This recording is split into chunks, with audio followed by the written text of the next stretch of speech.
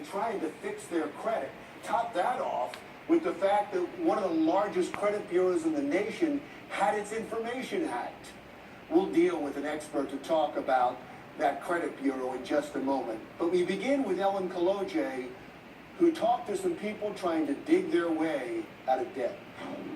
Thank you, Larry. It is true that millions of Americans have racked up significant debt over the past decade, especially during the height of the recession. But now that the economy is looking up and more people are working, we wanted to get some practical tips on how to pay off our debts.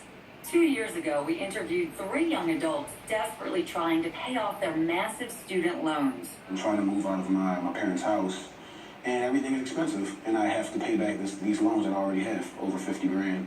After I was done, I had $25,000 in debt. I started out with about $100,000, and it's been 8 years, and I'm only down to 60.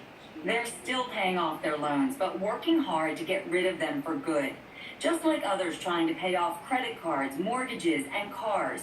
Some experts say the Great Recession did have some positive effects on people with debt. It really made them look at themselves and look at what their real priorities were and where their money, was really going. And they found out that, they were putting money in places that weren't a priority for them. So now that they're slowly getting themselves back on track, they're going to learn from those lessons and take better actions going forward.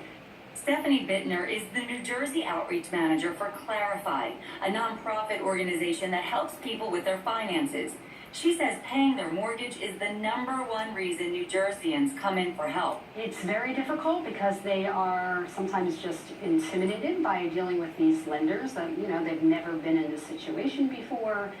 They're not sure the exact steps to take. They get frustrated by the fact that they have to send in a lot of information.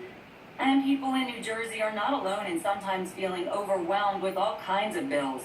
According to the Federal Reserve Bank of New York, the average U.S. household owes about $137,000 on their mortgage, about $16,000 in credit card debt, and $50,000 in student loans. Bittner says going to a credit counseling service is the best way to come up with a budget that works. But there are some simple tricks you can do right now to shave off some debt, such as using the envelope method. That means if you spend too much on, say, eating out, put the cash you're willing to spend each week into an envelope. But, when Thursday comes and they want to eat out at lunch for work, they're going to notice there's no money in the envelope, so that means that day and the next day, until that money gets refilled, they have to come bring their lunch to work. So it's just an easy way to put some boundaries around those particular categories in your life that you don't have boundaries around. And it's just an easy, simple way, and every single person that I've talked to who has ever used it says it works and it's effective.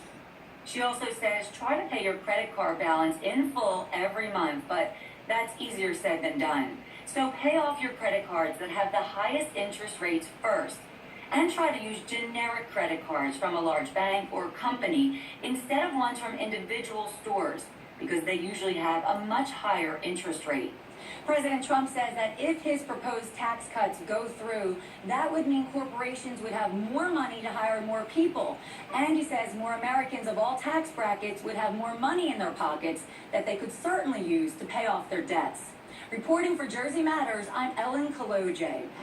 All right, thank you, Ellen. Let's talk more about the security breach. Paul Oster is the president of